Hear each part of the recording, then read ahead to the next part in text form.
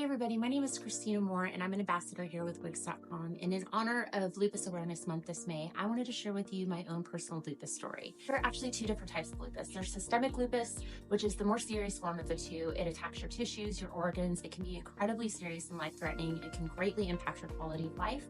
And then there's discoid lupus, which is actually the form that I have, which mostly just affects your skin. So I discovered that I had discoid lupus when I was about 20 years old. I remember I broke out all over the back of my arms, all over my thighs with this horrid rash. They were just round and scaly and just awful. And I was covered in them.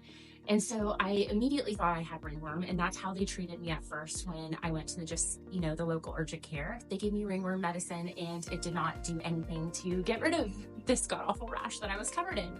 That's when I went to a dermatologist and they did a skin biopsy on me. And that's when I discovered at 20 years old that I had discoid lupus. And they immediately wanted to put me on hydroxychloroquine and wanted me on it for the rest of my life.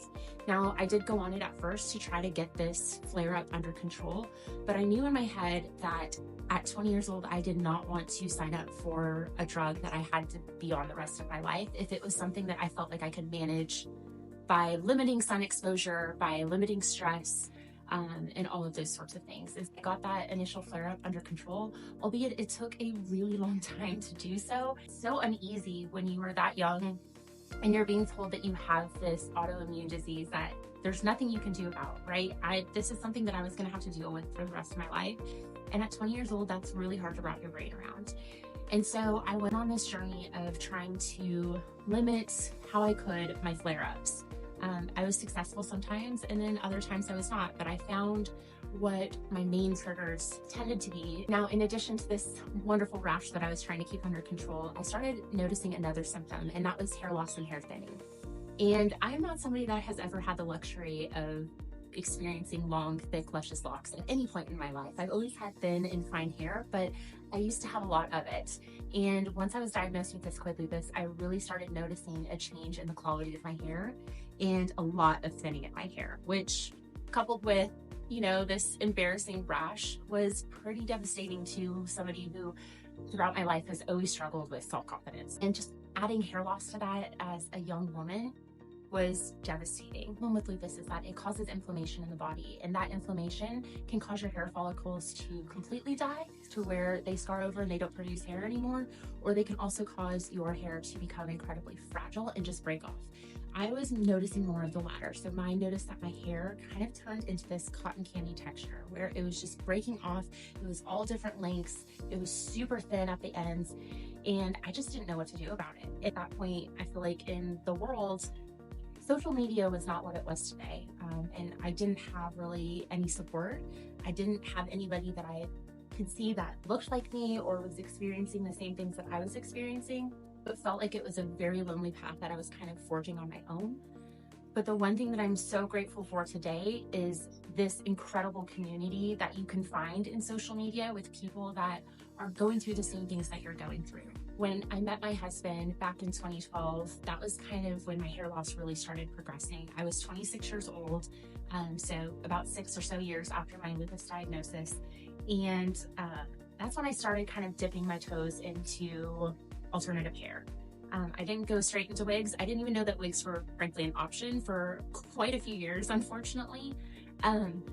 But I started using clip-in extensions. I started using halo extension, which worked for a period of time. But my hair loss progressed to the point where I could no longer hide those extensions. And it really kind of flared up and started progressing after the birth of my 2 kids. So I have a son, Jackson, who is now 7.5 years old. And then I have a daughter, Blakely, who is 5 years old.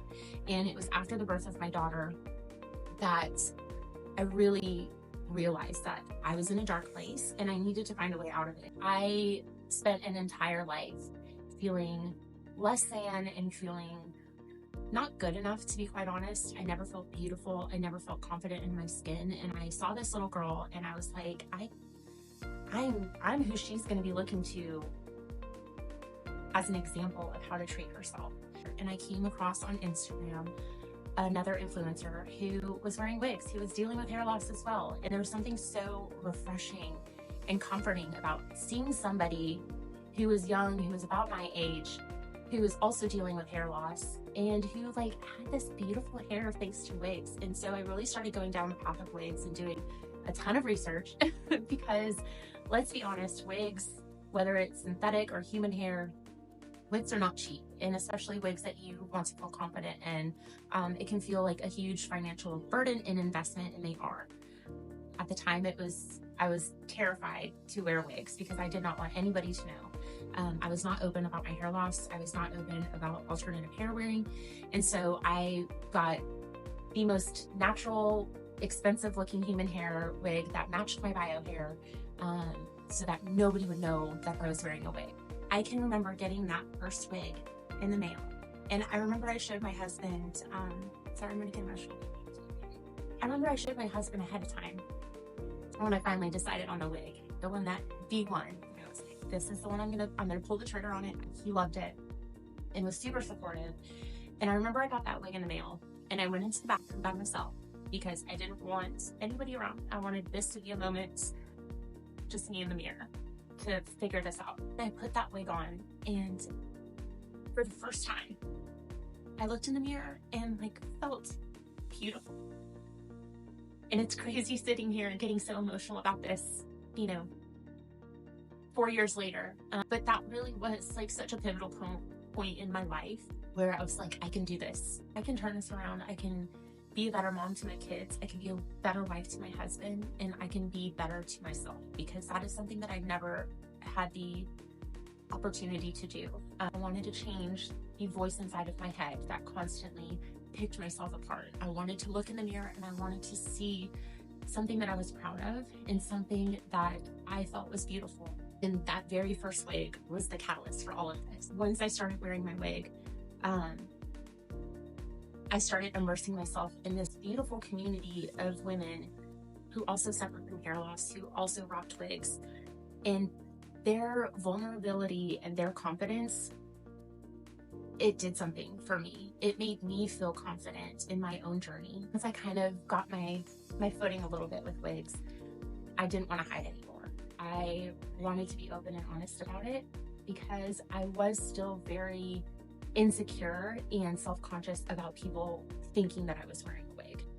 And so I thought to myself, I'm just going to come out with it. I'm going to go out on my Instagram. I'm going to go out on my Facebook, which includes all of my friends from high school, my current friends, my coworkers, my husband's, contacts. Like, it had everybody in my circle on those social media channels. And I just put it out there that I was wearing wigs and I suffered from hair loss, and I talked about my autoimmune issues and what was causing that, and how I was going to be rocking wigs and I was going to be proud of it. A funny thing happened when I did that. When I put it all out there that I was wearing wigs, I no longer wondered if people knew that I was wearing wigs, because I told them, and I was going to control the narrative. I was going to choose how people viewed my wig wearing. All of those insecurities that I had for so many years, the more that I put them out there to the public and to complete strangers on the internet, the more that I shared my vulnerabilities and my insecurities, the less power that they had over me. And I really started gaining this new confidence that I had never experienced in my entire life.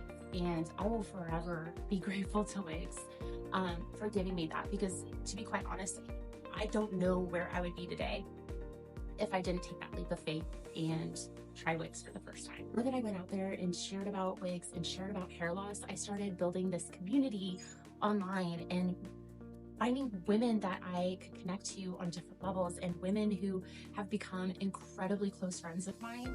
I've been to hair loss sisterhood retreats where there has been 50 women from all over the world who come together, who all have hair loss, who all are rocking wigs. It's created this new energy and confidence in me, and created these incredible bonds with these women that I am so incredibly grateful for. And so I really wanted to be that for somebody else. I felt like I lost so much of my life not feeling seen or understood. And I really wanted to embrace that on my social media page. I wanted to be somebody that, a woman who is in the pits of, hair loss and who's feeling alone and unsure of what the next step is. I wanted to be somebody that she could look and see herself in and not feel so alone, and know that there are options out there. And there's a whole community of women who will cheer you on and will be there to pick you up when you're having a bad day, because we all still have bad days. I am 4.5 years into my wig wearing journey, and there are still days that I struggle, and there are days where frankly I don't want to wear wigs. I'm kind of bitter and angry that I have to wear a wig, but those moments are so fleeting, because 9 days out of 10 I feel like $1 million thanks to wigs. I feel confident. I found that I can literally wake up and have whatever dream hair of the day that I want. I can switch up colors, I can switch up styles, I can switch up lengths, I can have hairstyles that I would never have been able to achieve at any point with my bio hair, which is really fun and exciting when you allow yourself to just go there and to embrace it. And it's really wonderful now because I am so out there and open about my wig wearing. And so when I get complimented in public on my hair, 99% of the time I just blurt out that it's a wig. And there's a couple of reasons for that. One is I never want a woman to look at me who's feeling some type of way in her own head. I never want a woman to look at me and wish that she had what I had, because I don't actually have it. It's not my hair. And to be quite honest, wigs have a stigma for really no reason, because most women are completely fine with wearing extensions and toppers and things like that. Those are like acceptable forms of alternative hair for whatever reason. We wear lash extensions, we wear fake nails, we wear, all these different things. For whatever reason, wigs have this stigma, and I kind of want to do my part to remove that, so that way the generations of girls after us have it a little bit easier, because honestly, hair loss is so stinking common. 50% of women at some point in their life will experience hair loss in some form. And what is really wonderful about this community is that we all come to this with different backgrounds and different reasons behind our hair loss. And it is shocking how many of us have autoimmune diseases to show for it. And so you can connect on the hair loss, but you can also connect with women on a deeper level. And so that's why it's important for me to share my story and share my experiences, because I know that there are women out there who felt like I did and felt alone in their autoimmune diseases, which is hard enough to try to deal with, right? I have discoid lupus and Sjogren's, and dealing with that in itself is a lot for your brain, but dealing with losing your hair as a woman is like a whole other level. So giving yourself that support and community is so crucial. Now, while the beginning of my journey with wigs, I wanted it to look exactly like my bio hair. I wanted nobody to know. Now that my wig wearing is out in the open, I really just embraced it, and I've had so much fun with it. And so I thought it'd be nice to share with you a few of my favorite pieces that just bring something a little bit different out of me. So the first one I'm wearing is actually already on my head. This is arguably my favorite wig. That is such a hard statement to make, because I feel like I have favorite wigs for different things, but this is one of those wigs that I put on and just immediately, there was no adjustment period. I put it on and I felt so beautiful and so confident. And this is Raquel, which is Selfie Mode. This is actually the second color that I owned it in. I had it in shaded cappuccino, which is kind of a darker brunette blondish color. And I got this in shaded sand for the summer, which I was really excited about. But it was just, it's such a departure from what my bio hair ever could be. And I just loved it. I always wanted curl in my hair, and I had flat, fine, thin, limp hair. And so this was just such a fun style to be able to rock and to wear, because it just felt like I had thick, naturally wavy hair, and I just absolutely love this one. So this is Raquel, which is Selfie Mode in shaded sand. Let me show you another one of my favorites. Okay, so this next one is by Gabora, and this is Glamera, which I am wearing in shaded cappuccino, which is the color that I had my other Selfie Mode in. But I just love this piece because sometimes Selfie Mode can be a lot of hair. I like to typically use that one for like date nights or for something a little more dressed up. But when I just want like an easy throw on and go wig that I can go to the grocery store, I can run errands, I can feel casual, I can go to the soccer games for my kids. Glam Era here is just easy. I don't have to think about it. And it's also one of those wigs on days where I don't want to wear wigs that I know that I can throw on not have to think about, not have to be annoyed by, because I can ear tuck it. I can put it half up and half down. Like, I love this wig because it is just like a workhorse for me. I can feel confident in it no matter where my head is that day on wig wearing. So I'm going to show you one more of my wigs that's kind of a little bit of a departure. So let me show it to you. This last one is just so much fun. This is Ellen Villa's Taboo. I'm wearing it in the color Rosewood Rooted, which is like this incredible rose gold color that honestly nobody could achieve with their bio hair, because the maintenance on a color like this is probably incredibly expensive and so time consuming. But I just fell in love with this wig. I fell in love with the color. I felt like, I don't know, it was so out of my like wheelhouse. And it was a color that I probably would always have like been like interested in, but there's no way I could have done this with my bio hair. And so I just love how fun this wig is, and it kind of just makes me feel a certain type of way when I put this wig on, to be honest. And I love that about wigs. I love that I can tap into different parts of my personality, and I can make it match with my outfit. I mean, it is just so much fun, and wigs are so much fun if you allow them. So all this to say, hair loss is devastating enough, but oftentimes that hair loss comes with the invisible diseases behind it. I know so many of us that are dealing with hair loss, but on top of it, we're also silently dealing with many autoimmune diseases, which can be really, really hard to maneuver and to navigate and to deal with. So I share my story for the women out there who may be dealing with hair loss, but aside from hair loss, are also dealing with some pretty difficult health issues that come along with hair loss, autoimmune diseases like lupus. And so I want women who are suffering in silence to know that they're not alone, to see that there's a light at the end of the tunnel, and it doesn't have to consume you. And you deserve to feel beautiful and confident in your skin in whatever way that takes shape or form. You deserve to feel beautiful with hair. You deserve to feel beautiful without hair. For me personally, wigs have allowed me to heal those parts of myself on the inside that I neglected for most of my life. I feel good now. When I look in the mirror without a wig, I can look at myself and feel beautiful and worthy and confident, and know that my hair does not define me. But I do appreciate the ability to have beautiful hair and to feel confident when I step outside the door. So I just encourage you, if you are somebody that's in a place where you can, share your story, share your lupus stories, share your autoimmune stories, share your health stories, because oftentimes there are so many women that just want to feel seen, and you could be that person for them. And I think that there's something so healing and powerful just on a personal level by doing that and being that for somebody else. So I invite you to share your own story, share your experiences in the comments below.